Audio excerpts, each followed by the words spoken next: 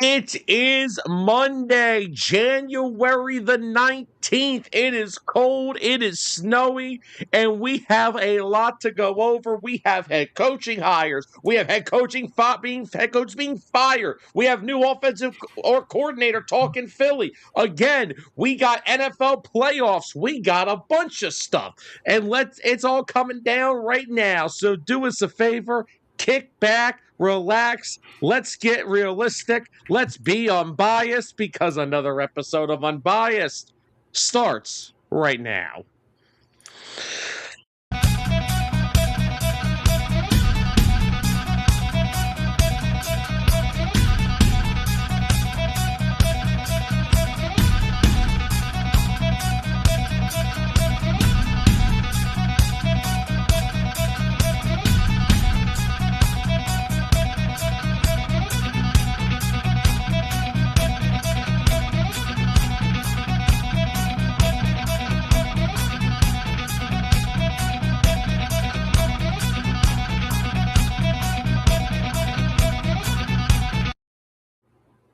Welcome back, everybody, into another episode of Unbiased, only here on 609 Sports Talk Radio, coming at you guys live from Hamilton, New Jersey. Of course, you guys know the deal. This is the show that unites fans, ignites a whole bunch of debate, and we got a lot to go over tonight. We have an absolute lot to go over tonight. As always, Sam Nelson, Tyler Adams. Tyler, how we doing tonight? Oh, we're doing good. Another normal Monday, not Victory Monday. We don't get those this time of year right now. But getting ready for some national championship. Yeah, we do. National title game, college football season. And recovering from whatever I saw happen over the weekend. Yeah. There's a lot going on. So, look, we have a big show tonight. We have a lot going on tonight. So, look, we're going to get into the offensive coordinator stuff in Philadelphia. That's coming later on in the show. We have some head coaches hired. 3 positions have been filled. Miami, Atlanta, New York. We'll get into that. There has been a firing, which I kind of predicted. I said if it didn't get to where they should have been, it was going to happen in Buffalo. I'm sorry that I have to be correct. We'll get into that, but we're going to recap the division around the kick off the entire show. So we'll get to that to start the show. But before we do, big 609 announcements. As always, first of all, what's up, Dustin? What's going on, Dustin? Announcement time. Wonder what it is. We got announcements. So first of all, for everybody that has joined 609 Sports Talk Radio since we started this platform back in 2020, it's been a lot. We've gone through a lot of things. We've gone through big things. What's up, Georgie? What's up, Georgie? 609 used to be a weekly Saturday show. It then went into a 3 shows a week pattern. Came back. We were a weekly podcast platform type show.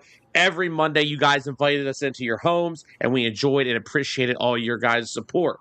So, when we started a while back with 609 Sports Talk Radio, the goal was to bring our fans the coverage that they deserve for everything that they like to talk about. Of course, you guys have always made Unbiased an absolute hit. It's one of the best sports talk shows on a Monday I can think of. I enjoy it. We love you guys, and we appreciate everything you've done. And, of course, you guys have also helped make the Friday Night Gridiron Picks easily one of the best prediction shows to head into a weekend that we can offer you. We go in with the deep insights. We give injury reports. Make sure you guys are all prepared for the weekend of football that is in front of us. And you guys have helped us build 2 shows up to very good standards. So with that being said, of course, we are always at 609 looking to expand, always looking to add something for the fans. So we got 2 major announcements. Beginning in February, this is big. As everyone saw, Dustin Reese, who has, of course, come on with us and has joined us on Monday nights a lot ever since we met up. He covers good for football. He's always loved it, and he loves his baseball. That's the one thing I can tell you right now with Dustin. He loves his baseball. So, starting the first Wednesday in February, a 3rd show is coming to 609 Sports Talk Radio. Dustin Reese and I will be hosting a weekly baseball show, as of course, for some of our loyal followers know, is known as Hitting Home. Something I tried to bring up a while back, couldn't find consistency with a co-host. I got one now. Dustin Reese and I will be live every Wednesday morning to bring you guys all the latest around Major League Baseball. And given how I think some of you feel about the current state of Major League Baseball and the Los Angeles Dodgers, that's going to be a doozy. So that's the first announcement. Dustin Reese and I Hitting Home every Wednesday morning, starting in the first week of February. Announcement number 2 has to do with...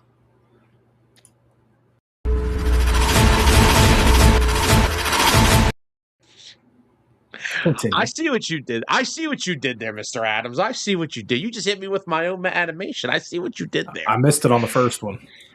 It's okay. It's okay. So, that was the first half of the breaking news. Now here's the second half.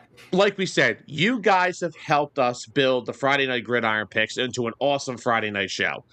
Every Friday, 8 to 9, you guys come in, flood the comments. We've had a blast. We feel bad that we weren't able to have that show ready by the beginning of the season, and we didn't get it started until, what was it, like week 10? Yeah. Something around that nature, but it's been an awesome show. Unfortunately, we've only got 2 episodes left. We got Conference Championship weekend this Friday. We'll be off for a week, and then we'll come back for our Super Bowl preview. But then that's kind of it. There's really no Friday Night Gridiron Picks when there's no football to predict. So Tyler and I were trying to think, what would be, do we want to just go away for Friday nights until the season starts, or do we want to try to keep a third show consistently on 609? So with that being said, the one thing we know about our fans, we got a lot of you. We got a lot of Eagles fans in here. So starting the second week of February, which will be the end of the football season. As anyone knows, our loyal followers know, Tyler and I, before returning to 609, we came up with a little live show concept called Birds of the Gridiron. It was a weekly Eagles show. We did that every Monday for a while before coming back to 609. We dove into everything Eagles related. We are going to bring Birds of the Gridiron over here to 609 Sports Talk Radio. It will be the weekly show from 8 to 9 on Friday, same time slot as the Gridiron Picks. And throughout the entire offseason, that will be the Friday night show. So a lot of our all NFL fans, probably not a show for everybody, but for all our Birds fans, we got you guys covered. We know, Tyler and I love our Eagles. And a lot of our off-season Birds talk will be mostly over there on that show. Unbiased will still be toward the majority of the NFL in the off-season. Heck, we're going to start getting to some NBA stuff soon. The season's over in a few weeks, so it is. Unbiased is going to be jumping into some NBA stuff. We'll get into more around the NFL stuff. There's some big stuff going to be happening this off-season. Of course, head coaching hires are already a thing. So, starting, like I said, first week of February, Hitting Home every Wednesday morning. Second week of February, Birds of the Gridiron. And then, of course, when football season returns, the Birds go away. They head south for the winter. And then the Friday Night Gridiron Picks begin week 1 of the NFL season. So that is what we got planned for you. Baseball show every Wednesday in the morning, starting in February. Birds of the Gridiron for the following week, every Friday night at 8. And, of course, Unbiased just stays the same here on our normal Mondays. So now that we spent about 9 minutes announcing that, oh, Georgie, we know you've been a busy man, and thank you so much for doing all the stuff we've needed to help with. We appreciate you. Oh yeah, always appreciate it, George. We can't thank you enough for all the work you've done for us and all the help you've given us. And, of course, don't forget, guys, there will be of course, the NFL draft season. That's always the big time of the year for us as well. We'll get into that later on in the spring. I can't wait for spring. That's kind of when our NFL coverage kicks into full gear again. Yeah, we need like a month. Well, we have free agency too, so we need a week. We get like a week off from the NFL. Basically, the NFL gives you like 3 weeks off. Then you're like, okay, what do I do? Mikey, I'm not talking about the Flyers, so they find a freaking goaltender. Sam's Mr. Wishy-Washy. He loves them when they're up and he bashes them when they're down. They don't have a goaltender, dude. Oh, Bruiser, trust me, there was only one. There was only one.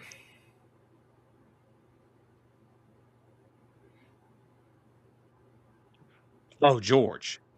We don't forget that. We don't forget that. That's our best time of year. But all right, Tyler, let's get into the divisional round. It was a crazy weekend of football. Now, yes, we know the Bills fired Sean McDermott. We'll get into that a little bit later on, and we'll get into why he was fired. I could tell you why he was fired, but some people think he shouldn't have been fired. I could tell you otherwise. I also don't think it's the biggest issue in Buffalo either. So, but let's jump into that.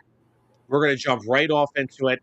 Let's get into that game. There is controversy everywhere surrounding this football game. Broncos win 33-30 in overtime.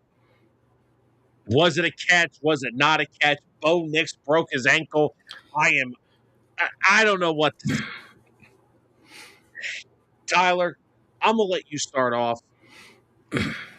Let's get to the play itself. Brandon Cooks hits the ground. Defender rolls over the top, takes the football away, ruled an interception.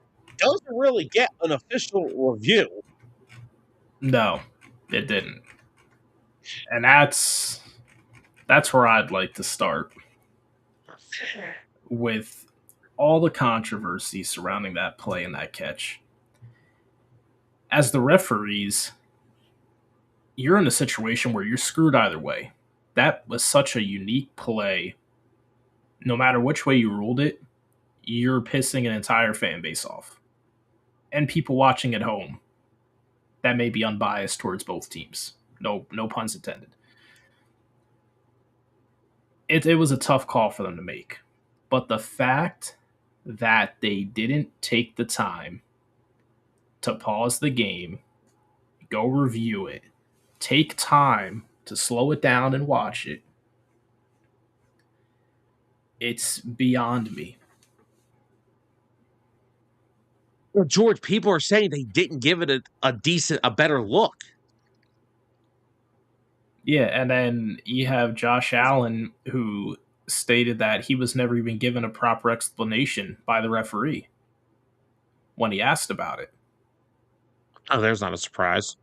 Yeah. And I mean, what are you supposed to tell a guy when you don't even know what just happened? Now, even if they ultimately looked at it and ruled it the same, at least take more time to review it.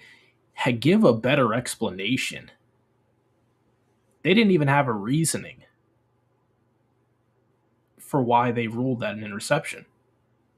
It was very cut and short. And that's where a lot of the problem lies. Because I'll say it again, no matter which way they ruled that call, people would have been pissed off about it on both sides.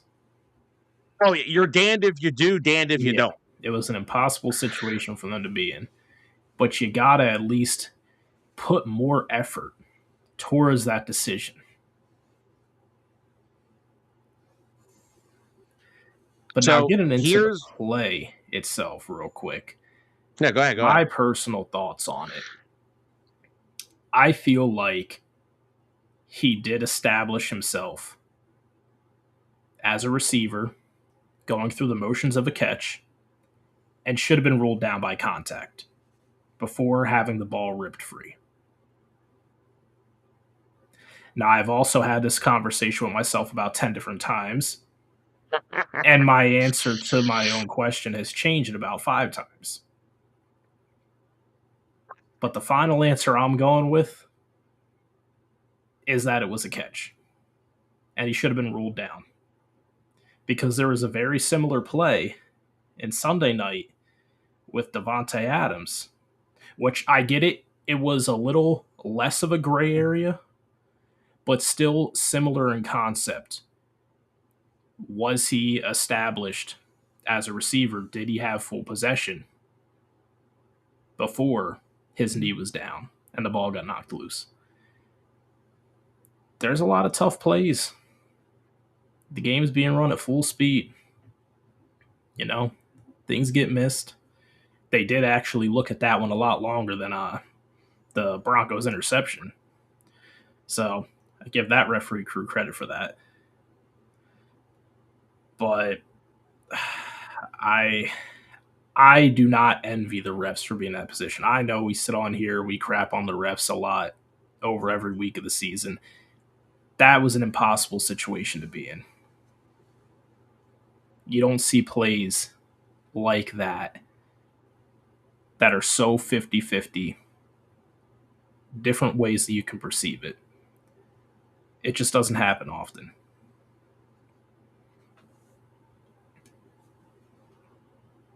I think the biggest issue, well, first off, I want to answer some of these questions real quick. So Mikey asked, Jarrett Stidham is going to be Denver's quarterback. Yeah, good luck.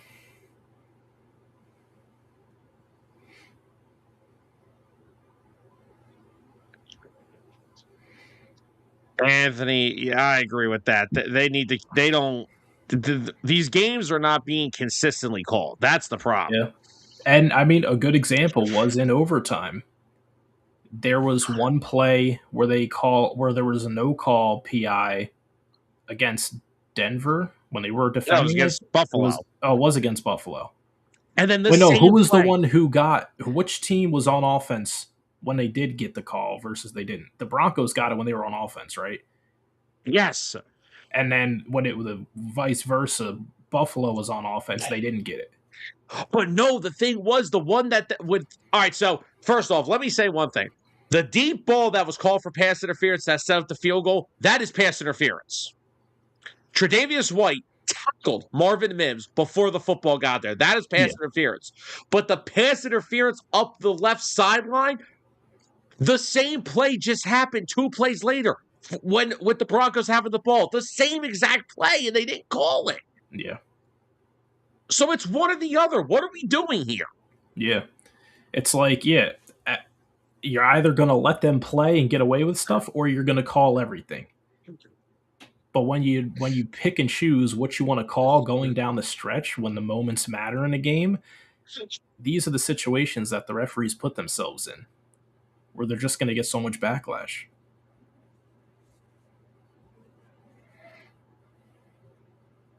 All right, so Georgie said that he thought it was going to be labeled as a temptations catch that would have went to the wide receiver. But here's the thing. But here's what you got to ask yourself: did he have control of the football? So that's the argument that I've made and why I've been back and forth on this, because you can kind of see as he comes down to the ground, he bobbles it. But now you have to ask yourself, at what point are they ruling him down? Because if the ball comes free when you make contact with the ground, well, you should be down by contact. Is that correct? So unless if they're not ruling it a catch at all at any point, and essentially he's just a body keeping the ball off the ground, then yeah, I guess it's an interception. But I don't feel like there was that much movement of the football to call it like that.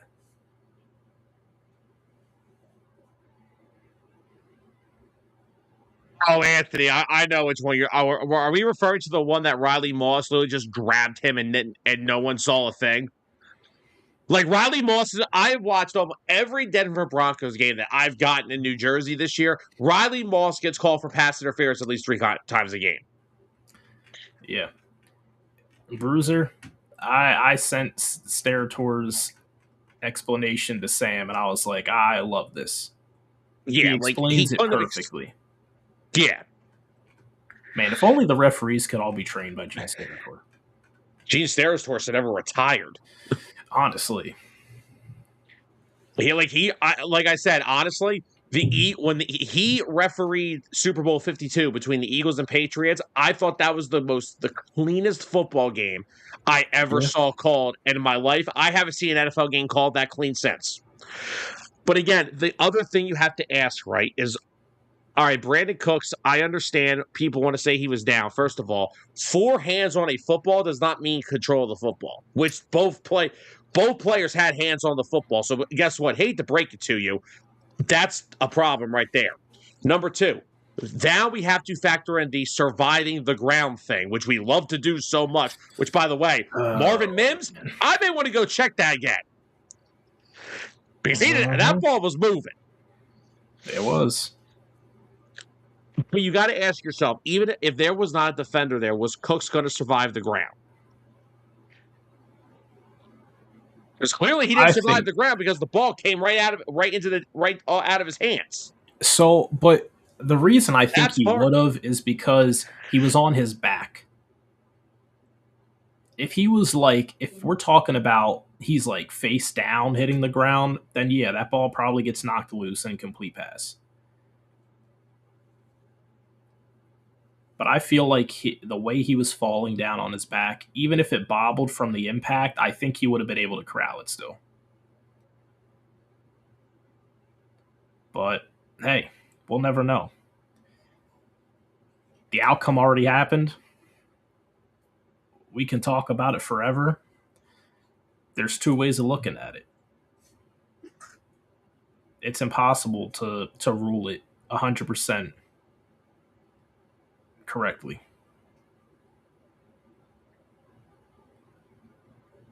The NFL needs to figure out something with the damn catch rule because we don't know what it is. Yeah. And the referees, they don't seem like they know what it is. There's these moments where they get confused and are like, well, this happened, but then this happened. But then wasn't this supposed to happen? But then this happened. So it's like there's too much. I feel like it needs to be simplified, but I feel like even if they simplify it, it just is going to make it more complicated. Yeah, because eventually it's going to go to the point where, all right, all the calls are going to go the wide receiver's way, and the DBs will be like, well, what am I supposed to do now? Yeah. I'm not going to go into I don't know what a catch is. I don't know what a catch is. All I know is that the ball got ripped out of your hands by the defensive back. Yeah. And he would have had a better case for himself if it wasn't so easily ripped away. Let's say, let's put this scenario. They're both wrestling for the football. It probably goes Cooks' way because they'll look at it as he was the first one to make contact with the ball.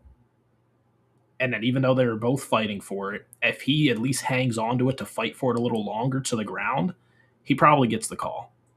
But the fact that he lost it immediately after being rolled over, it didn't do him any favors. But all things aside, back to my original point, the refs just need to do a better job of at least showing that you care. At least give us an explanation. Even if you reviewed it for enough time to feel comfortable in your decision, at least give us an explanation. Give the player or the coach an explanation on why you decided to rule it this way. Don't just keep it sweet and short and expect everyone to be all right with it. Especially if a game of that magnitude, you are literally costing a team a chance. Someone's getting cost a chance to go into the AFC Championship game. Yep. Oh, Anthony, trust me, that Davante Adams catch on the sideline. Ooh. See, this is exactly why the Rams went out and did what they did. This is why they got rid of Cooper Kupp and got Davante Adams. They wanted to open up the outside the numbers with their wide receivers. Kupp is a slot guy. He fits better in Seattle in their offense. Davante Adams, they don't win that game without Davante Adams. Nope. Because the Bears were doing a great job of slowing Puka down. Not many teams can say that, but they were doing it. But back to the Broncos-Bills game. Let's get into the game itself now. Catch. Look, here's how I'm going to say it for the chat and for us. We are all going to be entitled to our opinion. No one's going to fully agree with us. No one's going to always fully disagree with us. I think personally, they got the call right. You personally think it's a catch. Okay, there we go. I still don't know what I think it is. It's always going to change. I'm never going to know what it is. All right, so guys, starting next Monday, the new show is called Undecided. Undecided. We don't know what we're doing anymore. But no, eventually we have to do something to get this right and figure out what is a catch, what is not a catch, because there's too many of these calls going the wrong way, the right way, however you want to put it. But something's got to change with it. So, but again, that is a story for another day. Let's get into this game itself. And I kind of want to. Bruiser makes a great point, though, about McDermott. Their defense it's not good. You're supposed to be the defensive-minded head coach. Yeah. You're playing a team that honestly, how much better on offense are they than you? You probably have the two best offensive players on the field, and Josh Allen and James Cook. While they're not a very deep offense in terms of playmaking ability, those two alone are pretty game-changing. But, yeah, I'll get into some of my McDermott thoughts later on when we segue to that. But overtime, no overtime, here's the thing, right? If you're expecting to go into overtime to win a game, you were on your last leg to begin with. You got to win the game in regulation. That's the way I view it. I agree. Overtime's like a last-ditch effort. But you got to think it to yourself. You had 60 minutes to get the job done. And you still didn't get it done. So can you really be mad about it? It's kind of funny. The Devontae Adams throw just freaking popped up on my Twitter. Yes, I still call it Twitter, everybody. Get over it. They know you wanted to see it. It's such a ridiculous throw. It's a ridiculous catch. But, all right. So here's the thing, right? We need to start having a conversation about Josh Allen. Because I literally just said on these airways within the past 3 weeks, this will be the best chance that he has. And once again, it came up short. Don't sit there and act like the Denver Broncos dominated this football game, because their most dominating unit looked like Swiss cheese on Saturday. Yeah. 5 turnovers. 5. How do you expect to win a playoff game like that? Which, and by the way, the fumble to end the first half, what are you doing? Yeah, that's not a good look at all. And I mean, so I'm going to go back to the thing that I've said the whole year. The whole year. The Bills, they relied on Josh Allen too much. And that put a lot of pressure on him. And they've been doing that for years now. I feel like they haven't improved as a team over the last at least 2 years. How can you expect to have a different outcome with no improvement? Now, I mean, if you look at Allen's numbers since like 2020 when he broke out, he went from, passing for well over, 4,250 a year to being down under 4,000. The passing touchdowns are down, but they do score more rushing touchdowns between him and James Cook. So that is what it is.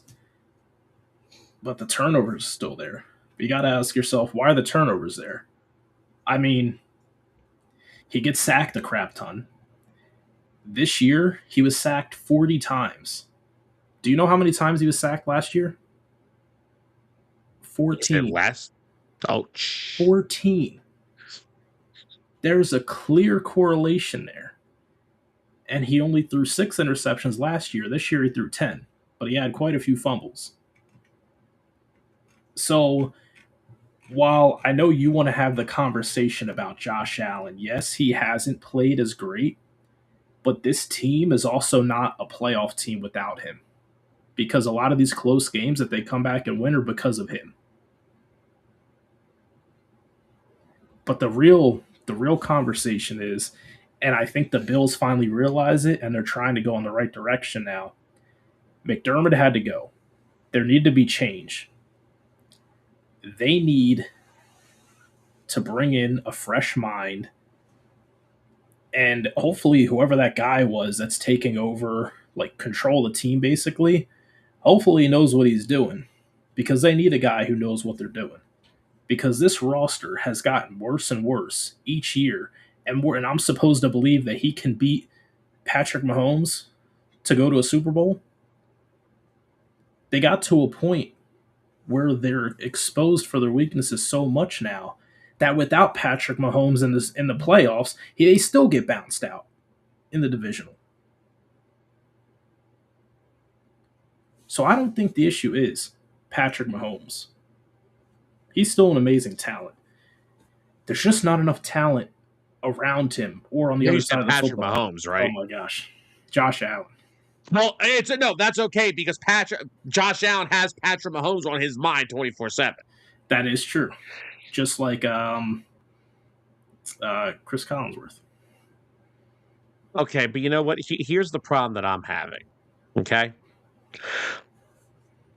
I have to sit up here every week and listen about my quarterback getting ridiculed when he plays like crap. But when Josh Allen plays like crap, there's a freaking soliloquy next to it. Sorry, did you not? What does it say up here? Oh no, that's fine. I'm calling how it is. How are you justifying? How are you defending a quarterback who turned the football over 5 times in a football game? I mean, you're asking the wrong person, because I always defend Hurts too. So you're asking the wrong person. I'm not talking about Jalen Hurts now. I'm just saying. I'm saying, why is it one quarterback gets one way, the other gets the other? No. Here's the thing: the quarterback stat that matters the most: winning and losing. Postseason, Josh Allen, mini-me. Yeah. I mean, I'm not saying you're wrong. Now, hold on. Not all of this is his fault. I agree with you there. Chiefs game, 13 seconds, that's not on him. Yeah. There are playoff games that aren't on him. But for this one, you turn the football over 5 times. Yeah. I get it. It's unacceptable. And I'm sorry, he's got the leading rusher in the league, who did nothing on Saturday. But that's a part of the problem as well. When you're a honestly, the Bills are kind of a one-dimensional team. Are they even that? If they're even that. They're like, this is a hard comparison. Don't take this the wrong way. They're like that Titans team that had that playoff run with Tannehill, Derrick Henry. Not comparing Tannehill to Allen by any metric. Hold on. No. Josh Allen would love to have had A.J. Brown, trust me. Exactly. But still, even with A.J. Brown, that team was still very one-dimensional, where if Derrick Henry got stopped and shut down, the game was over. Because Tannehill couldn't win you the game. But the Bills, they're kind of like in that same boat where if Cook gets taken out of every aspect of the game, receiving and running, they're kind of screwed. Because, you might be able to have a few plays from your tight ends, maybe a few plays from your wide receivers. You don't have a number 1 wide receiver. Khalil Shakir, he stepped up for them. Still a wide receiver too.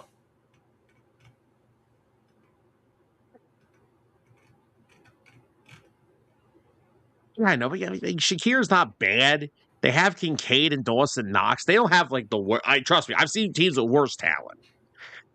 But you see how their team is more geared towards running the football and attacking with the tight ends. Well, hold on. He had a number 1 wide receiver who they all drove out of town. Yeah, exactly. And who's playing next Sunday? How's that looking exactly? Think about that. They drove away Diggs, and honestly, I think that was a lot on Allen. Oh yeah. I don't know who started it, high school drama, whatever, but it was between them two that they ended up moving him. See, Allen and Diggs is what people think is happening with Hurts and AJ Brown, but it's not even true. Yeah. AJ's issues are with the coaching staff. But yeah, I mean, to think that the Bills had that type of difference maker and they let him go. They were like, all right, I got to keep Josh happy. Got to keep him happy. Now that's my problem with Josh Allen, because he is a big part of why he doesn't have great playmakers, because he had one. And if Diggs never tears his ACL last year in Houston, he's probably like top 5 wide receiver last year too. And now he's playing great coming off a torn ACL. I mean, oh my gosh, we'll get to that game, but that catch in the end zone. Wow. There's so many games. All these games were good except for one. But yeah, except for sorry, George. At least it wasn't stressful for George. Nah, he could turn it off after the first play of the game. He could turn it off. Speaking of which, just to keep up with the updated news around the NFL, Packers are expected to interview Eagles defensive backs coach Christian Parker for their vacant defensive coordinator position. Oh, no, Parker will be flying to Dallas tomorrow to interview with the Cowboys, and will then head over to Green Bay. So yeah, it looks like Vic Fangio's coaching staff is going to finally get poached a little bit. I mean, it was only a matter of time. I'm surprised we didn't see it start last year. Here's the thing. As long as Vic is here, I'm confident he will find people that are fully capable of being good replacements. Yeah.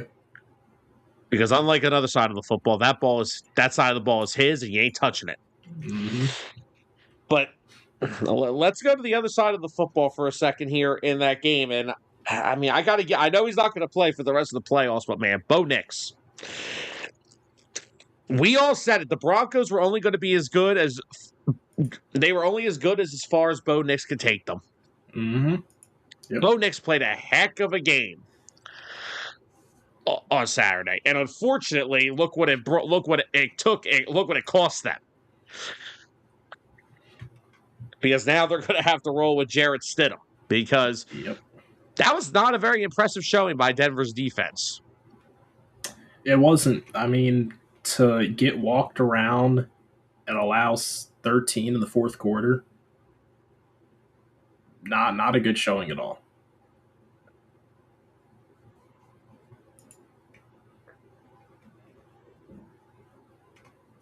So I'm going to be very interested. Oh, there's Malachi Tony again. There goes that man. First 2 plays, Foster, 9-yard run, Tony, 7-yard catch. Sounds about right.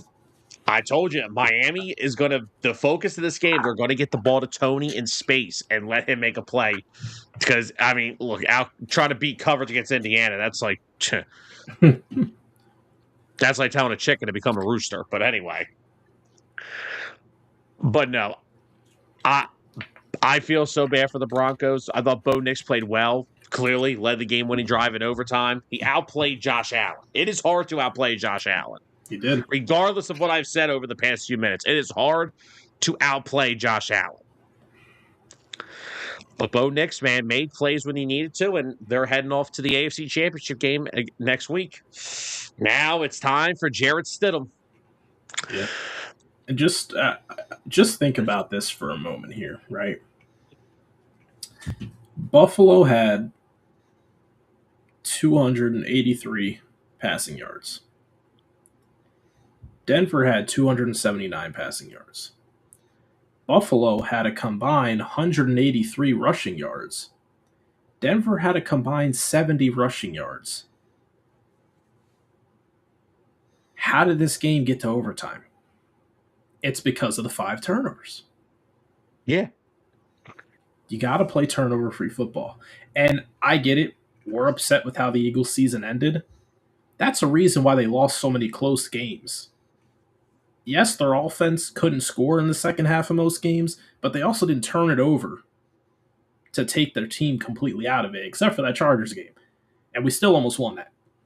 And that was in overtime. Yeah, so Buffalo, they firing McDermott was a step towards change. It was needed. And I think it ultimately will benefit them in the long run, but they're kind of pressured to get it right now because Josh Allen, he's not getting younger. He's in his what year is he in? Let's see. He's going into year 9. Oh my gosh, where's time gone? Yeah. He's going to be going into year 9. And like I said before too, we're already seeing the regression from the 4-5 year period. I'd say 4 years where he was throwing over 4,200 yards the season. Yeah, but then when Joe Brady took over as offensive coordinator, that's why, as awesome as that was, that's when he was turning the football over a lot. And Joe Brady kind of Yeah. calmed that down over the past couple of years. That's why he won the MVP award, because Yep. they were able to cut down the turnovers and do what they do. But at the end of the day, They're in the same boat. yeah.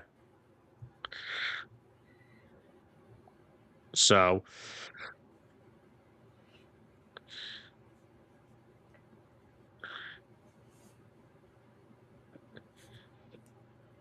but again, it was going to happen. I mean, look, when you're labeled as the defensive-minded head coach and your defense allows 33 points like that, Yep. you got a problem.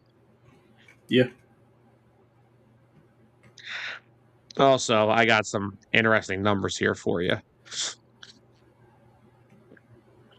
Here are the Buffalo Bills' last 5 playoff games.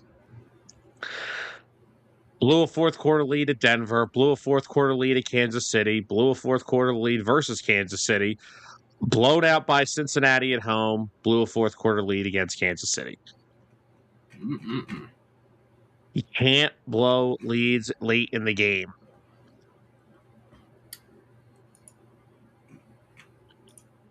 And when you are the defensive minded guy, you have to be the guy that they look at for that stuff.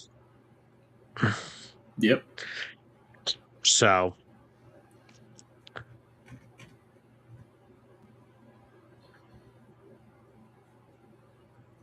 yeah, we're getting to a point now where it's like, what's going on here? And McDermott's done a lot of good in Buffalo, but He has. They've been a dominant force ever since Tom Brady left the AFC East. But now their time's come to an end. And the Patriots are back on top. oh god, we killed the Chiefs dynasty just to revitalize the freaking Patriots. Yeah. How lovely. Well, guess what? We'll be the ones to end that cycle again. But I mean, here, this is what McDermott's done in Buffalo. I mean, 106-58 record. That's between regular season and postseason. 8 playoff appearances in 9 years, 5 AFC titles, and of course, they broke the 18-year playoff drought. Yeah. He did a lot of good. I don't want to make it sound like he was the biggest problem in Buffalo. I don't think that he was. He was 8-8 in his playoff games. Yes, through his career. And I don't want to say here acting like McDermott's the big problem. Their front office is a big problem for how they've constructed that team. And I agree with you on that. They've depleted their wide receivers. Their O-line is their defense is a joke.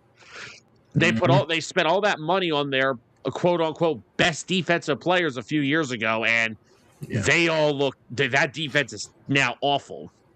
Yep.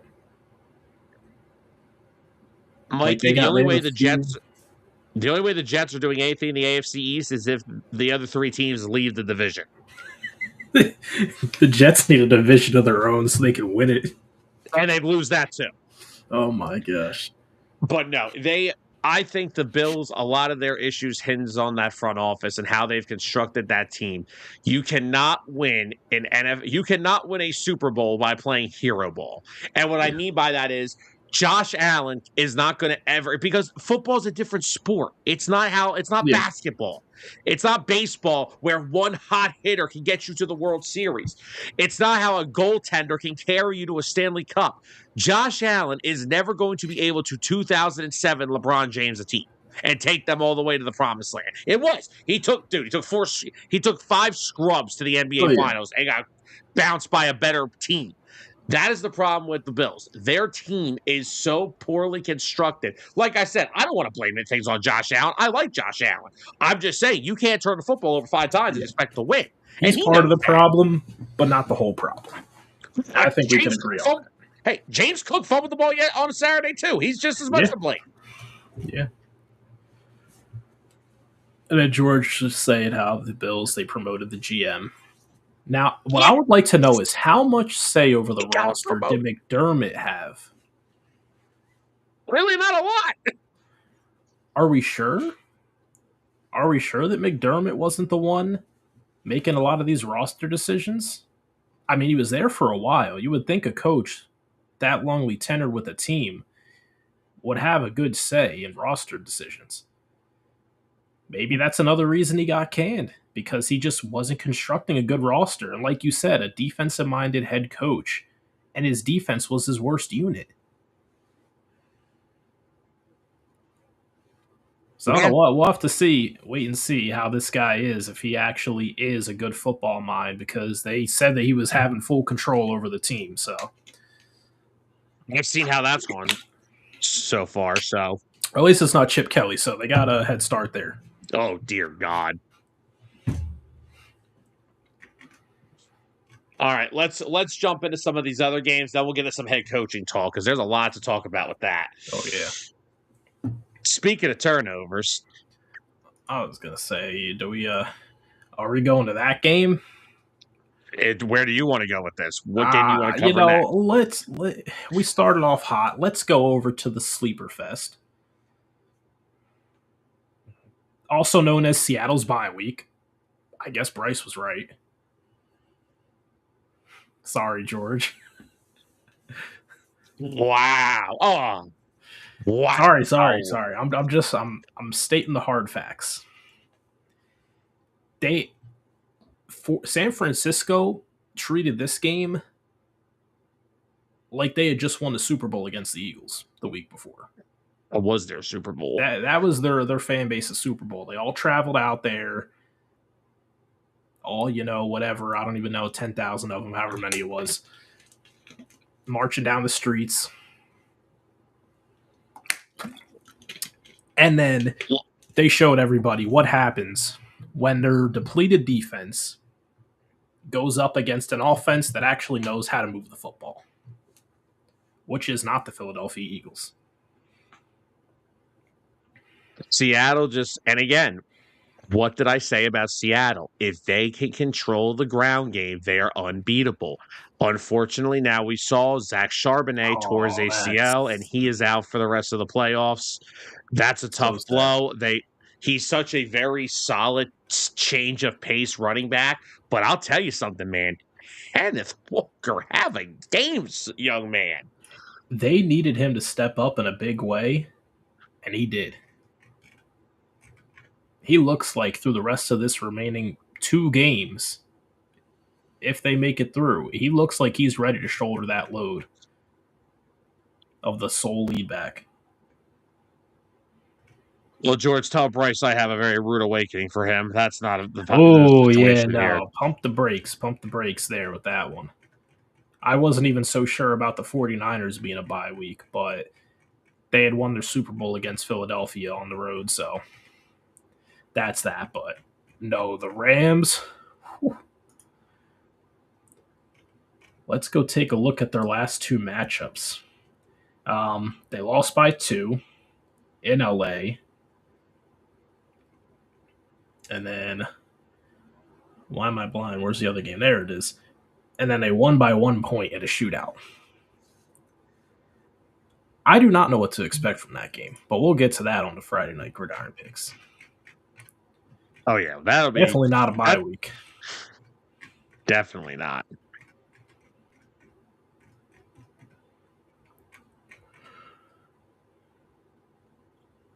So, but again, if Seattle's biggest thing right now, and we know Sam Darnold is banged up, if they have a ground game, George, honestly, that may have to be my pick. I may have to, I have to change my Super Bowl pick now. That was my original pick. Only reason I betted against the Seahawks last week on the show was because I didn't know what Sam Darnold we were going to get, if he was even going to play still. His status was still in the air. And the Sam Darnold we got was one that actually managed the game pretty well, with clearly seeing how limited he was. So, honestly, perfect game plan from Seattle. They got the ball going on the ground. They ran it at will. They had Darnold making those short passes. He was 12 for 17. No interceptions. Only sacked twice. We know he's capable of more, but right now he's trying to nurse through that injury with 2 games left. Anthony, let's be real. Sam Darnold only threw the ball 17 times on Saturday. Yeah, it's not downplayed. That was without looking at each individual game he played this year, that is a low. Let's see. The only other weeks he threw the ball under 20 times was week 3 against New Orleans. He threw it 18 times. He also was throwing 12 yards a throw, which is insane. And then he threw the ball 12 times against Arizona, but they were blowing Arizona out the water. Exactly. So, yeah. Not a very characteristic game for him.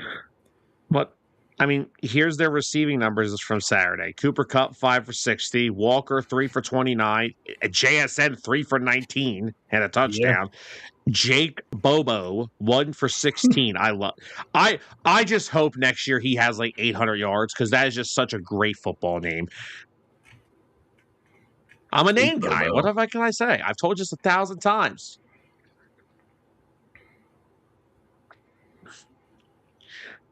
But again, Anthony, it's still even Anthony, when you score 41 points, your quarterback should account for a lot of it. They didn't hinder on him. Kenneth Walker, 19 carries, 116 yards, 3 touchdowns, 6.1 yards a carry. Man. That's a combination of your quarterback doesn't need to do much, but maybe it's because your quarterback couldn't do much. Like I said, Seattle's defense is elite. It's the best defense in the league right now. They're playing out of their mind. They're more physical than teams. Yes, Anthony. Zach Charbonnet tore his ACL. He is done for the postseason. A lot of big injuries this weekend. Yeah. But, yeah, it was... If they have a run game for Sam Darnold to work with, they're the most dangerous team in the NFC still. There's only 2 teams left, but... Because honestly, I think that's how you beat Los Angeles Rams, is you have to keep their offense off the field. How do you do that? You run the football, run the clock. Yeah. Now, it's going to be a very interesting game this Saturday, or Saturday, Sunday, whatever, this weekend. But like we said, we'll get to that on the Friday night gridiron picks on Friday. So, yep. But Seahawks were just a dominant team. And look, this was the definition. The Niners' injuries finally caught up with them. They did. It was just too much to deal with. McCaffrey didn't get completely going, and if he wasn't going to get going, then they're screwed. Then they're kind of screwed because Kittle's out. Pearsall was dead, but he's still not 100%. It's just... Mm-hmm.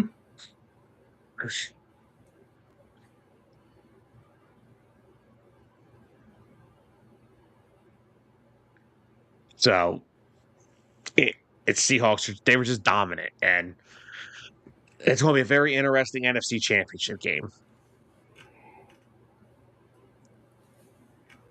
Ugh. What's up? What's up, Bill? Bill? No, I agree. Charbonnet's big. He's that change of pace runner. Yeah. I mean, when you have an 1,100-yard runner and a 700-yard runner, it's a pretty big loss. Bears, is that you? Honestly. Speaking of the Bears.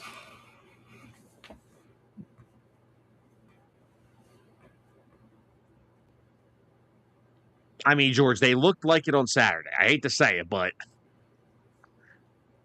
Seattle Patriots Super Bowl. For once, I won't hate either of the teams.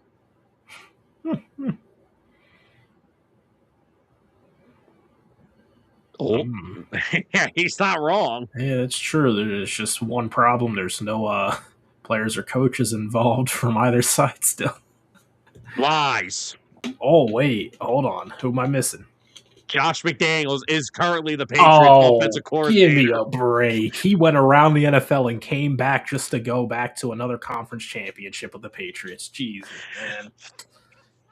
Josh McDaniels. Wow. What a guy. Dude, I've never seen some. That's the Vic Fangio of offensive coordinators if I've ever seen one. The problem is he's never going to leave Foxborough ever again. Nope. Because, the grass is not green anywhere besides Foxborough for him. Oh, I still don't forgive him. He cost us Frank Reich. That whole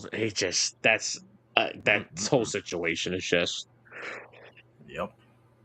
But speaking of which, let's jump into that game, shall we? Let's do it.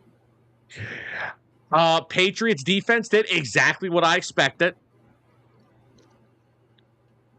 Yeah. I called this. You know, I would have called this perfectly, except for the fact that I gave CJ Stroud enough credit to only call for two interceptions in the game. And he threw 4.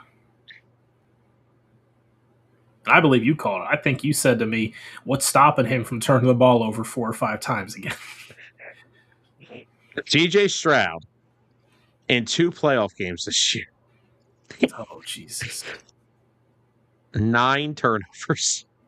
The 5 fumbles in Pittsburgh, which he lost like 3 or 4 of those. Threw 1 pick in that game and then threw 4 picks in this game. You know, this game is kind of similar to like how the 49ers, when they played the Eagles, they didn't play a great game, but they still came away with a win. The Texans did not play a great game. Well, I should say CJ Stroud did not play a great game against the Steelers, but they still found a way to win. Because 2 defensive touchdowns help. Yeah. But, man, if you expect to throw 4 interceptions again and still be able to win against the Patriots, you're insane. Yeah, and don't get me wrong, Drake May has not played very well in his 2 playoff games either, but he's made the plays when he is needed to. Yeah, and that's the important thing, being able to lock in, make the big plays, because they should have had a bigger victory. It was only a 12-point win. It should have been a lot more.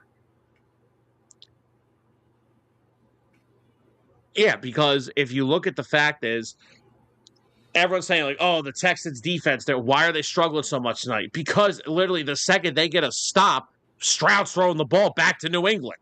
Yeah. Like, it was just bad. Yeah. That was one of the worst performances I think I've ever seen. It was. And the fact that you did it back-to-back weeks, this was your week to get it right. You get it under control. And I mean, and look, the Texans, it's not any untold story. Their offense is a mess. The O-line's terrible. Stroud's awful. No Nico Collins, that hurt. Woody Marks got banged up. Dalton Schultz left with a calf injury, couldn't return. It was not pretty for them. Yeah. But, I mean, Dalton Schultz was off to a 2-catch for 47-yard start. So, things were looking on the up for him. And then he got injured. Ooh, Mendoza just got popped. Whew, he did. Hey, he's Ooh, all right. He's got popped like that before already. he's like, I'm playing the Big Ten. Are you kidding me? My own teammates hit me like this. Oh, Anthony, trust me, that's another factor. Christian Kirk had one. It's the easiest 6-yard curl route in the world, and it pops him right in the chest plate and goes right out of his freaking out of his grasp. It was so bad. Yep. But it just at the end of the day, the Texans, they may have to evaluate some things this offseason. And I mean, what I mean by that is evaluate that entire side of the football. Yeah. And honestly, most importantly, they got to bring in someone who can fix CJ Stroud because he's only gotten worse since they changed offensive coordinators. We're going to talk about him in a little bit later on, too. So stay tuned for that. But yeah, no, this entire situation has just been the Texans are a mess. And like I said, we were all happy that the Chiefs dynasty's over, but now the Patriots have been revitalized, and now I'm miserable. Yep. And now, Tyler. Also, by the way, I do want to shout out when I said last year during free agency that Carlton Davis was the perfect corner 2 next to Christian Gonzalez. Oh, what a game did he play! He did. And the Patriots, man, they don't got the sexy name of pass catchers. Somebody on that team always makes a play. Oh, yeah. If it isn't Diggs, it's Hunter Henry. If it isn't him, it's Kayshon Boutte. If it isn't him, it's Demario Douglas. If it isn't him, it's Kyle Williams. And how about Ramondre Stevenson? Mm-hmm. He's on a little bit like of a revenge tour. Remember early in the season, he fumbled like 5 times in the first 3 games, got hurt. Yeah. He was running with some purpose on set. Was that Sunday game? That was the Sunday, yes. 16 for 70. He played well. I mean, Drake May still 16 to 27, 3 touchdowns, 1 pick. Not his greatest game in the world, but again, he's going against one of the best defenses in football, who I feel so bad for because they took them as far as they could. But, yeah, I think we're going to see some major evaluating in Houston this offseason.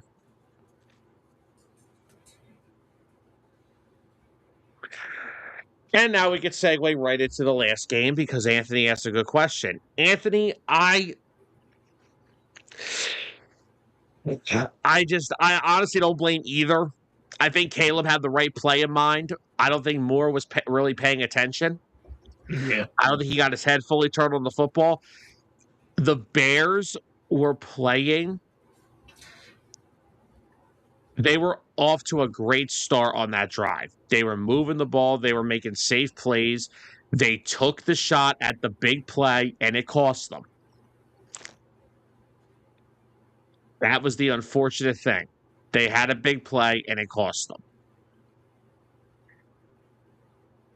Now, in terms of whose fault it is, I mean, like I said, I feel like Caleb I think I saw what he was trying to do. Maybe the ball is a slightly underthrown. I'm not completely sure, but I don't know. Yeah.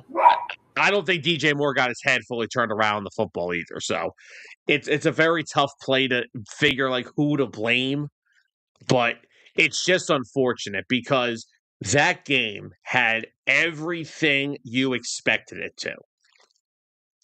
It had Matthew Stafford making key plays down the stretch. It had the Rams looking like the Bears were done for. It was all over. The season's over.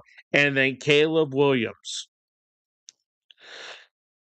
makes one of the most ridiculous plays I think I've ever seen in my entire life. With a throw where he is already 20 yards back from where the original line of scrimmage is. Yeah. and just heaves this thing into the end zone. So the Rams defensive back, like I said, it's either the greatest push off of all time that no one called, or it's the Rams DB sitting there like he's not making this throw. And this man, literally, that was one of the greatest plays I think I've ever seen. It was. I still don't know what happened on that play. I mean, what's Durant doing? Like I said, maybe Kmet got away with a little bit of a push off. I'm not completely sure, but Maybe because I mean, he couldn't have misjudged that pass that poorly to be like a whole 5 yards in front of it. I Let really it just don't think sail over his head. I don't think he thought that Caleb Williams was going to complete that pass. But even that's then, that's what separates a decent player from a great player. You got to know the situation in that game. Just stay on your man. If the ball's underthrown and it's incomplete, it's incomplete.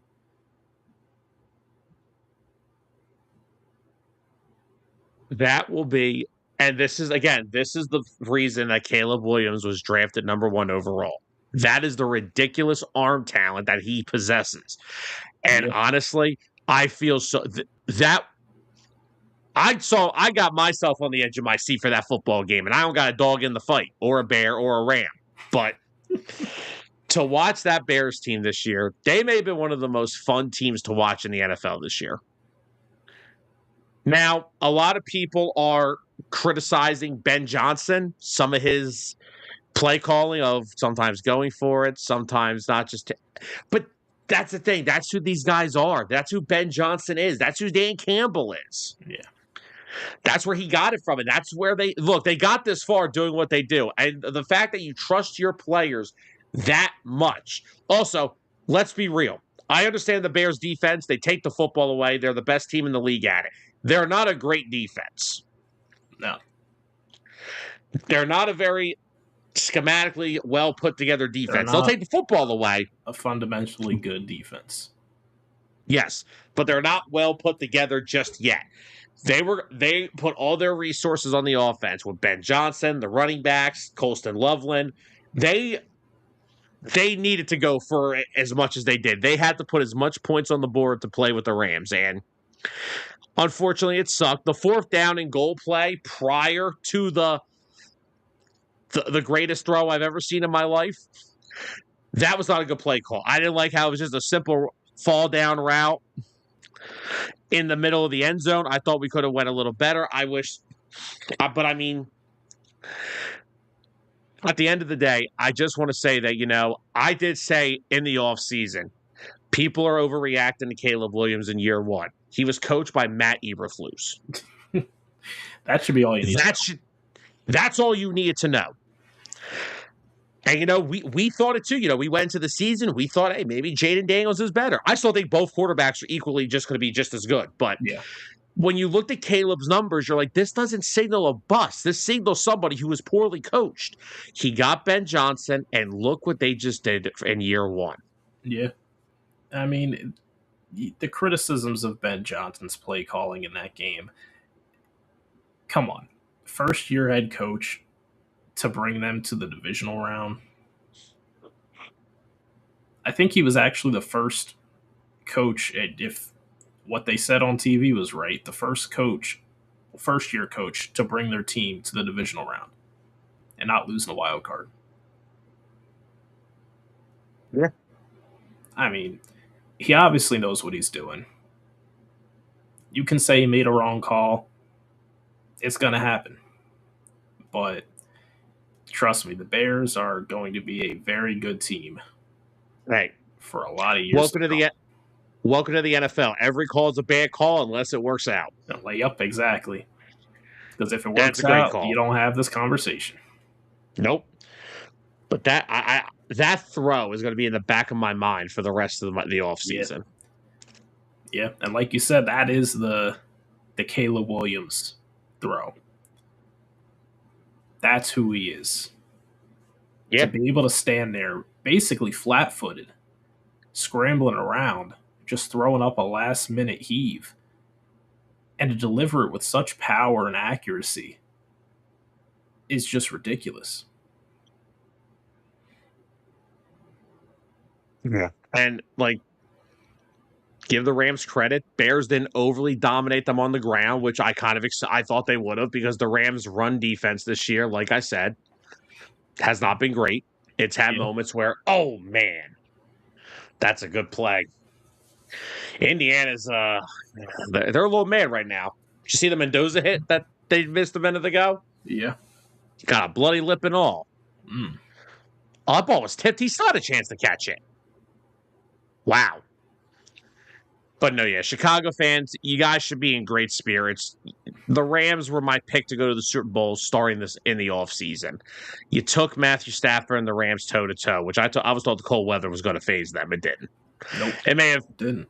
it may be a little bit, slowed them down a bit, but the Rams are the Rams.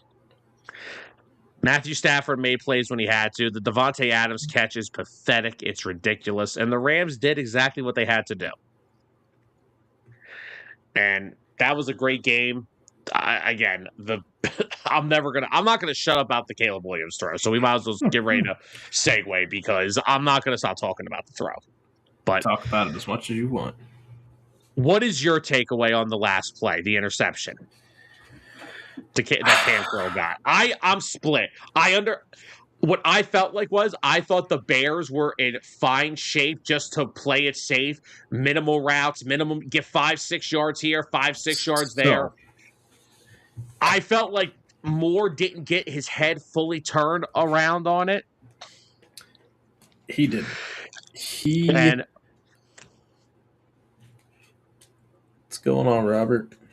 Robert, what's up, man? We're going to be talking Eagles offensive coordinator in a little bit here, so stick around. My thoughts on that interception. Yes, they could have played it safe, but I feel like if the play was executed the way it was supposed to, we're probably not having this conversation. I know you can say it was on Caleb, it was on DJ Moore. What I saw during that play and watching him drop back to deliver that pass, did he not look so comfortable and confident in his decision to throw that? Like, you can see the body language of guys sometimes where they know they're about to make a bad throw or they're forcing it. He looked like he was just doing a practice throw. I think and believe he knew where Moore was supposed to be, where he wanted to go. I think Moore was his read the whole time, and Moore just ran the wrong route, and it ends up in a pick. Yeah. That's my takeaway. His body language did not look like he was not confident in that throw.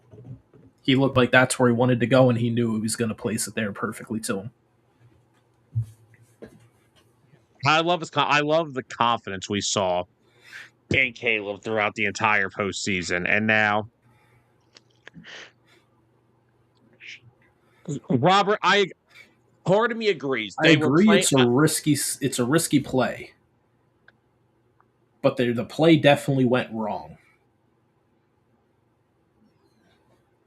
Maybe they should have called a play higher success rate, lower risk. Lots of maybes, but who knows? Maybe the Rams play whatever other play they come out with even better, and they get nothing. Yeah. Again, it is what it is, but I think this Bears team is set up for so much success. And Tyler, now that their season is over, I got to ask you the question. What's the thoughts on Caleb now? Now, I'm not calling. Yeah, I want to know. I want to hear your opinion. Thoughts on Caleb? Great second-year improvement. And he definitely proved to me multiple times this year that he has what it takes in the big moments to make big plays. Because, yeah, I get it. The interception in overtime, the will to keep that play alive in the fourth quarter to tie the game and to deliver that throw. That's what we're going to see for a long time with Caleb Williams and the Bears. I'm finally sold on him. He's shown he's shown signs. And He honestly, I showed the think stuff. it's kind of better for quarterbacks coming out of college to have a breakout year in their second year rather than their first. It just seems to trend better that way. Yeah, or maybe just not get coached by Matt Eberflus, so you should be okay. That too. Or just don't get drafted to the Jets. That's another one. Robert, I see what you're saying. I agree with the underneath route. I agree with that. Maybe that's what they should have Yeah. ran. Running the football was not an option. The Rams were not. If you go watch the Bears last like 5 carries in that game, they were getting nothing. Yeah. Freaking And that has Landman, dude. He's all over the field. Nazi Trapidio's injury hurt them now. Joe Tooney did his best job at left tackle, but Tyler, as Eagle fans, we saw what happened the last time Joe Tooney played left tackle. He's not a tackle. He's a that injury really hurt them in this game. Oh yeah. And then you saw how great he was for them year one. But just imagine next year once he gets healthy. Exactly. And George, we did. He's in a good system now. I think it's going to develop him. Yeah. I think they're in good shape. Anthony, I don't know who says these things. The guy played at BYU. He's played in cold weather. Exactly. He's fine.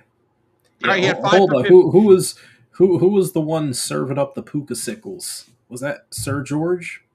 No, that was Dustin. No, I thought George made the puka sickles joke. I thought it was George or Dustin. I don't remember. Yeah, I think it was either way. They were both wrong.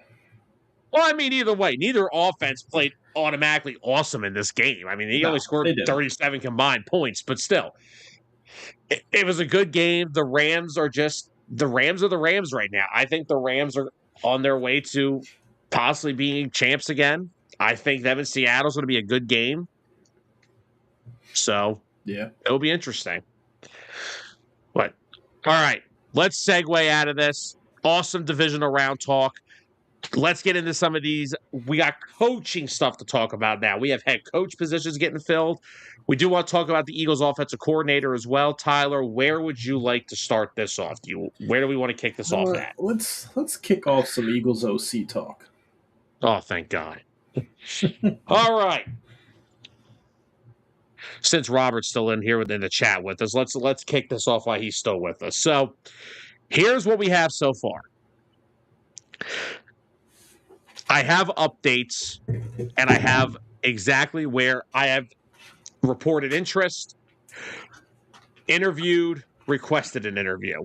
So as far as I know is they have requested to interview Colts offensive coordinator Jim Bob Cooter. They have shown reported interest in Ole Miss / LSU offensive coordinator Charlie Weiss Jr. Mike McDaniel is expected to interview in the near future. They interviewed former Falcons OC Zach Robinson. They have requested to interview Dolphins pass game coordinator Bobby Slowick, also the Texans' former offensive coordinator. They have interviewed former Bucs offensive coordinator Josh Gizzard. They are expected to interview Brian Daboll, and they have interviewed Giants' former offensive coordinator and interim head coach Mike Kafka. That's where the offensive coordinator search stands as of right now.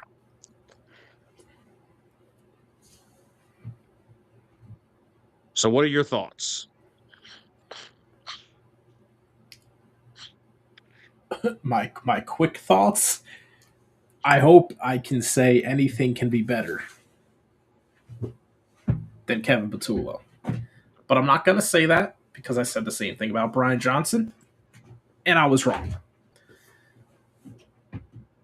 Some of my favorites. I know there was one name you didn't bring up there, and that was Brian Daboll. I know Daboll's. No, I did bring up Daboll. Oh, you did bring up Daboll. Okay. Yeah, no, they are expected to interview him in the near. Him and McDaniel, I don't know. I don't believe have officially interviewed yet, but they are expected to. I'm not confident in Daboll because I heard that he's also being looked at for the Bills job now.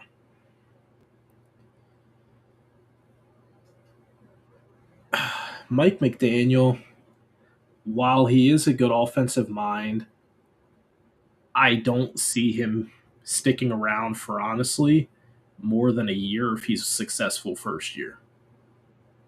I think he'd be another one and done. Which, hey, if it means Super Bowl, sign me up. But honestly, a couple of guys I'd want to look at is Bobby Slowick. Um, Mike Kafka interests me as an offensive coordinator. He's had interviews here in Philly before. I believe he interviewed here right after they hired Doug. What the concern was at the time is that he never really was an offensive coordinator. He was a little unpolished, so they ultimately went with Frank Reich. Does Kafka have play calling experience? He now? was just he calling was, plays in New York. He was calling plays in New York. Okay. After they fired Dable, yeah. Oh, gotcha. Okay. First off, I've done some investigating work. Here's the one thing I will say. I finally figured this out about Eagle fans. If you're an Eagles fan on Twitter, you've probably never watched a single NFL game outside of the Eagles. That's what I've learned so far. Because every offensive coordinator candidate's the worst thing in the world since they forget every time they request to interview somebody. Guys, they're not going to interview one person and say, this is the guy, and then find out he takes another job. Oh, well, now what do we do? Yeah. And for the same Eagle fans that are like, oh, we want someone that's going to be the Vic Fangio of offensive coordinators. Then they interview like 3 or 4 of the guys that would be that. Oh, I don't want him. Yeah. What do you want then? All right, we're just going to promote Scott Loeffler, our quarterback coach. You don't get a new OC. Please no. That's what you want. You got to think of guys that, oh, they were bad here. Bobby Slowick was scapegoated in Houston. Please go ask me about the Houston. Go ask the Houston Texans about their offense since they fired Bobby Slowick. Go ask them how their offense has been. If I'm the Texans, I go crawling back to Bobby Slowick. Please fix Stroud. Fix our offense. Because, wow. And I hope he never goes back to them. Just for that reason. I wouldn't go back. They scapegoated me. Yeah. Robert did say earlier, he said, I think the Rams train stops in Seattle. I used to live in Seattle, have been to that stadium many years ago. The 12th man is for real. Oh, trust me, we know that. Yeah. That 12th man is dangerous. It's a game changer. When you can't call your plays at the line of scrimmage and you can't make adjustments, it's a different beast. Definitely a huge advantage they have.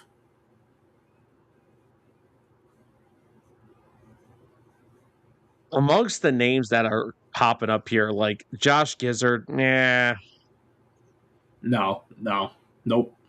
I'm out. You're out on Josh Gizzard? Not a word? Because he was just the OC for the Bucs, wasn't he? Yes. Their offense, I would say, stinked. Now, you could look at it as had Bucky Irvin out for most of the year, had the receivers hurt aside from the rookie Ibuka most of the year, had offensive line banged up, Eagles as well. Yeah. And story of our life. Honestly, Baker, a few times throughout the year, had injuries that he was playing through. Yeah. So maybe he did just get a raw deal with, a lot of injuries piling up, not able to use as many weapons that he has. But I don't know, because how much experience does he have outside of that year with the Bucs?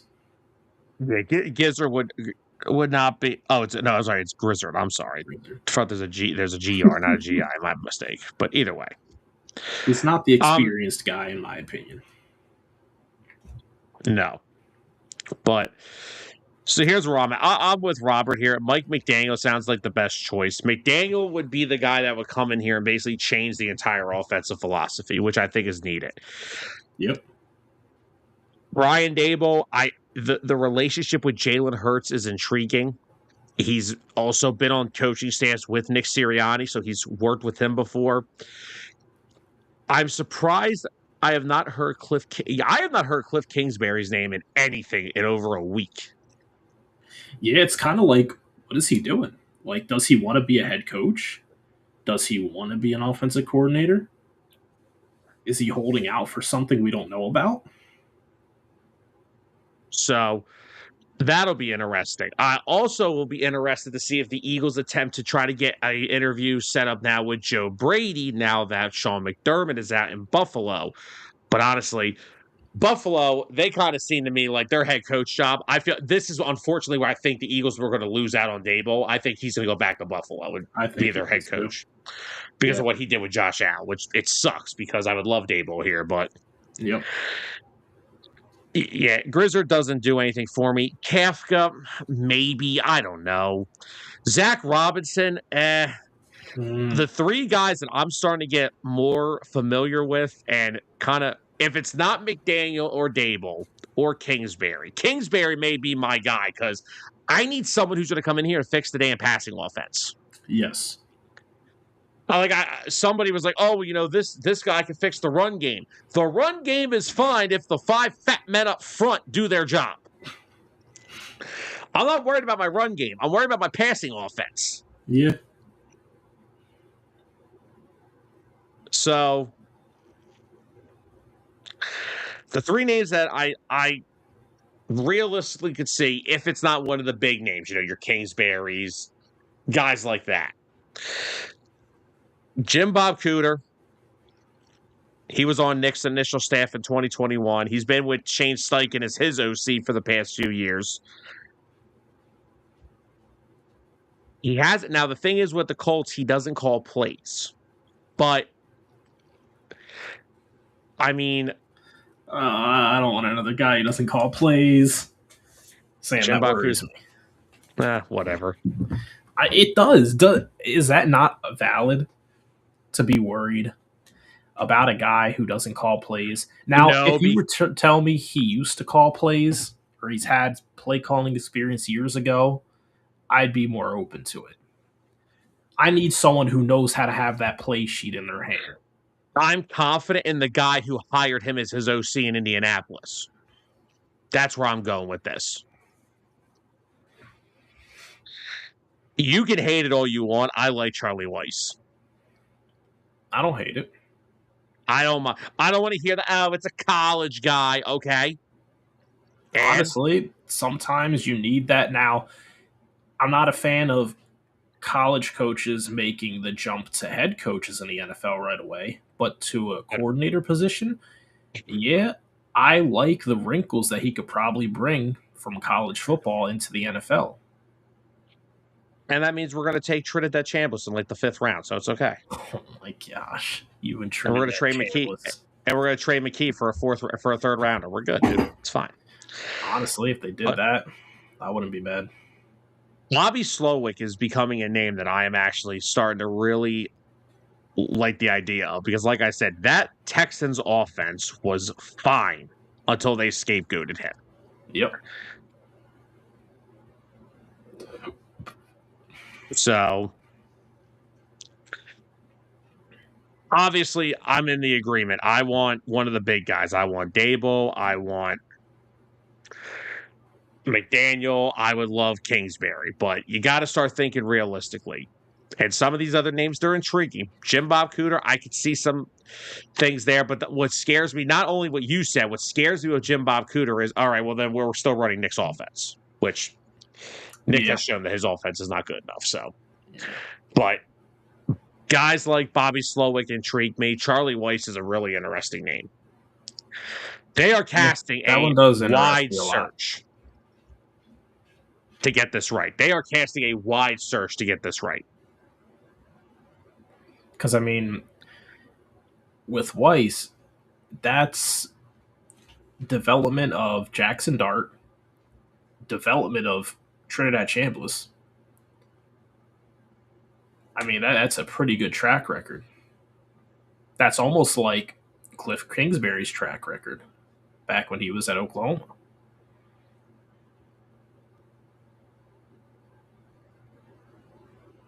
Yeah.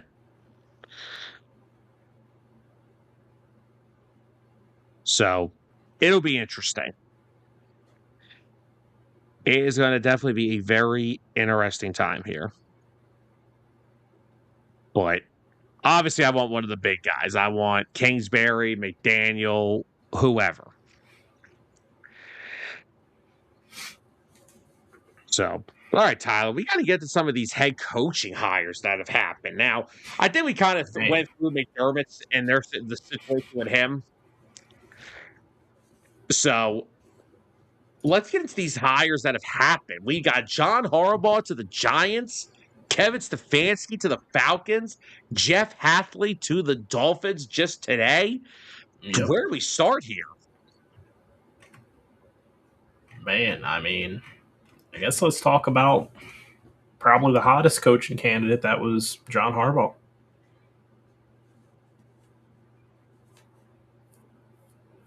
Well, I brought it up countless times. I felt that Harbaugh had to go somewhere that had some established talent on the field. Nothing else. They have no established culture. Their culture's terrible, but yeah, he's got to bring the culture. But you can't have it all there. You gotta build something. yeah, you're not wrong there. But I felt like that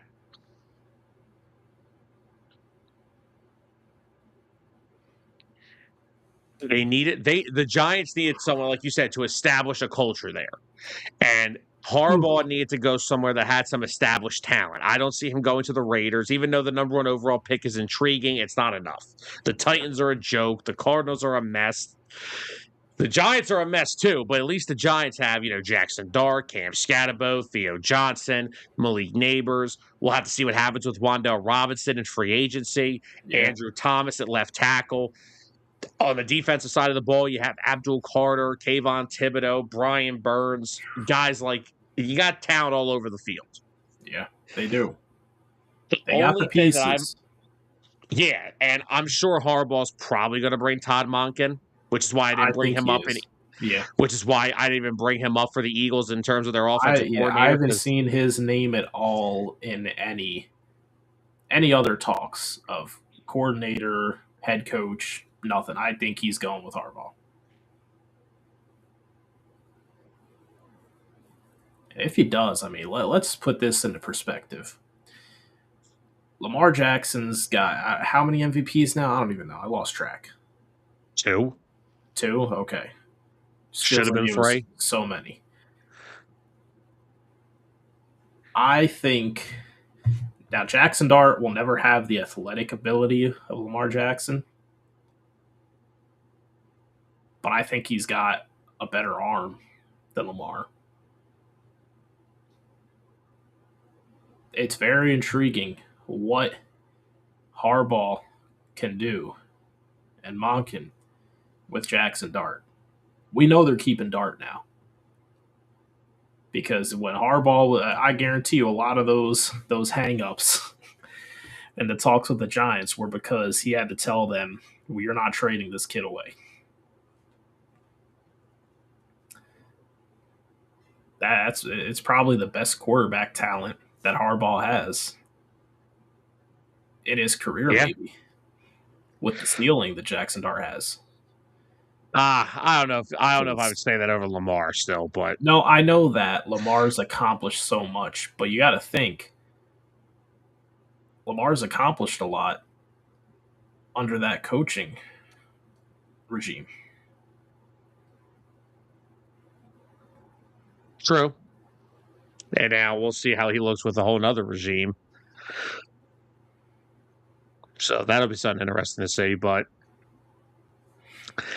the first thing that I'm hoping for, okay, the first part of the Harbaugh culture that I need to see, fix the damn offensive line, which you have had an issue with. Me going into the draft this year, O-line's first thing I'm taking off the board. The first thing. George Wilson's a free agent. All right, George. I just really hear you talk about Wilson can get rebooted. You know what? Reboot him back to the Steelers. He's a free agent anyway. Doesn't matter. Wilson's not good anymore. None of that whole thing. He's bounced from team to team now. But yeah, no, the Giants definitely. I think they definitely nailed this. They did. He's a guy, culture builder. He's gonna get this team right. I'm gonna be generous. It's probably gonna take 2 years, but he's the one to get it right. I agree. I mean, another name you forgot to mention on their offense, Theo Johnson, emerging. I did bring up Theo Johnson. Oh, you did? Oh, okay.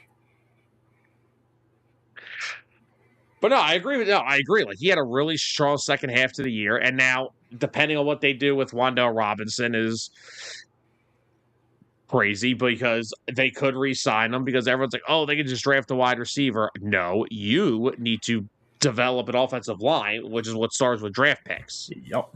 Exactly. Every pick in this upcoming draft could be an offensive lineman. So, but I agree. I think we got to start. I think it's about a year, maybe a year or two, but I think the Giants are going in a really good direction. They are.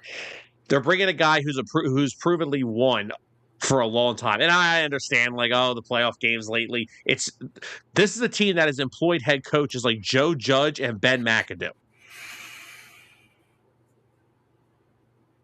Like, John Harbaugh looks like Vince Lombardi compared to some of the guys that they've had, and Pat Shurmur. Like, this is the team that has employed these guys.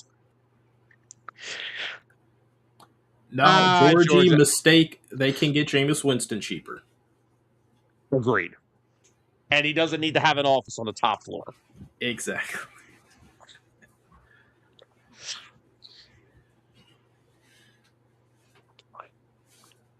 So, let's shift gears. Figure give like a few minutes on each of these hires real quick. Let's shift over to Atlanta now. Kevin Stefanski, who obviously was the second best head coaching option in this cycle, goes to the Falcons. What are our thoughts on this? You can go first, because I don't know how I feel about this. I mean, the Falcons needed an offensive-minded head coach. They have too much talent on that side of the ball with Bijan, Drake London, Kyle Pitts. Of course, we have to see what happens with him in free agency. Ooh. I got a question for you. Who do you think Stefanski's guy is? Between Kirk and Penix? I think it's going to start out with Kirk because of Penix's injury. Not sure like when he'll be ready. Well, we're going to find out because I think that's why they hired him. Like, you got to figure this quarterback situation out for us. Yeah. Don't turn it into a Cleveland situation. And Kirk Cousins got more talent in that quarterback room than the Browns have had in the past 3 years. Well, wasn't Stefanski was there, if I'm not mistaken, when they had Baker. Yeah, and the Browns ran him out of town.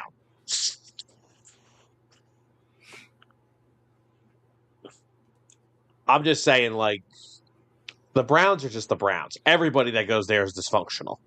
Yeah. And, I mean, he did manage to win, was it 2 Coach of the Year awards? Yeah. So, I mean, that's something to get the Browns. Just to think Stefanski had the Browns as a playoff team. You look at the Browns in their current state, and you would never think that they went to the playoffs within the last, decade. Yeah. And he's already off to a really good start with his staff because he's retaining defensive coordinator Jeff Ulbrich, who they just gave a 3-year extension to. Did a great job with that unit last year. You know, James Pierce had a great rookie year. Xavier Watts had a great rookie year. Yeah. Jalen Walker was promising. Jesse Bates is there. A.J. Terrell. Yeah. I'm glad they're keeping some stability on that side of the football because they have to hit on – they have to start maximizing their roster. They're too talented of a team to be winning 7 games a year. Exactly. Like, defensive-wise, too talented. Offensively, I think they can make it work if they can figure out who their quarterback is. And I'm still standing by it. I think that's Kirk Cousins. Still not sold on Penix. Yeah, I mean, with Penix, you got to look at the health and see what's going on there. So, Got to look at the health, but and I don't think there was much improvement, much growth from him throughout the year before the injury. I just feel like he was all right. no, yeah, I agree. And again, when you have talents like Bijan Robinson and you have talents like Drake London, and they have a really good offensive line too. So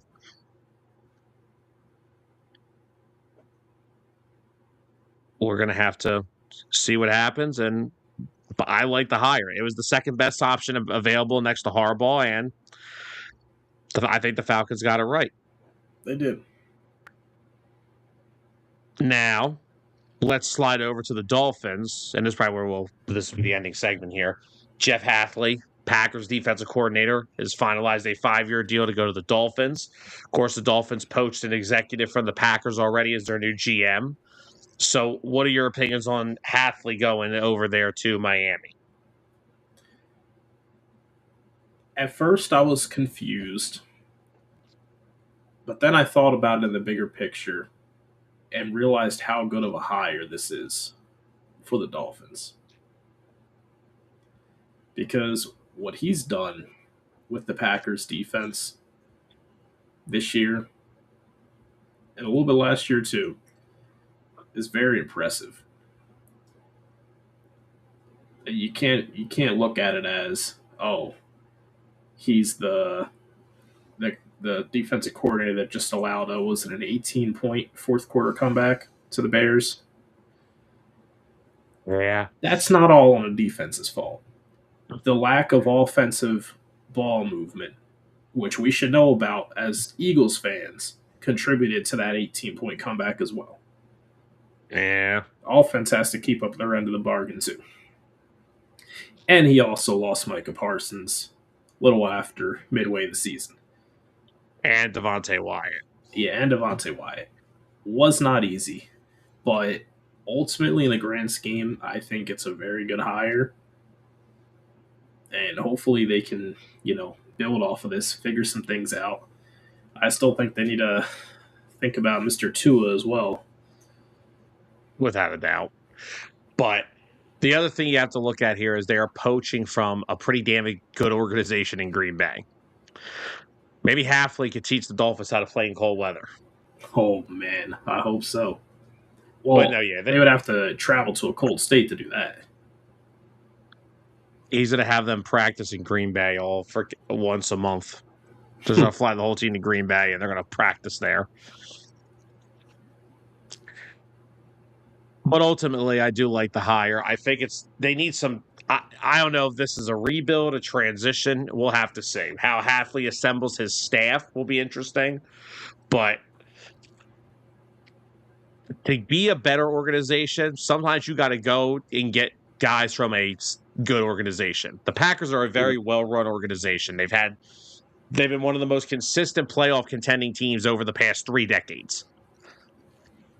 So it'll be interesting to see how it goes, but I like the hire. But I think all 3 of these were the top candidates on the board. I think Halfley was right behind the Stefanski and Harbaugh. So now we wait to see. Looks like the Titans may have a favorite for their job. Who are they targeting? It looks like it's going to be Matt Nagy, because not only was his contract up in Kansas City, but the Chiefs have they're looking like they're going to bring back Eric Bieniemy as their offensive coordinator. Titans fans. Yeah, I don't know what they're doing. If you want to bring in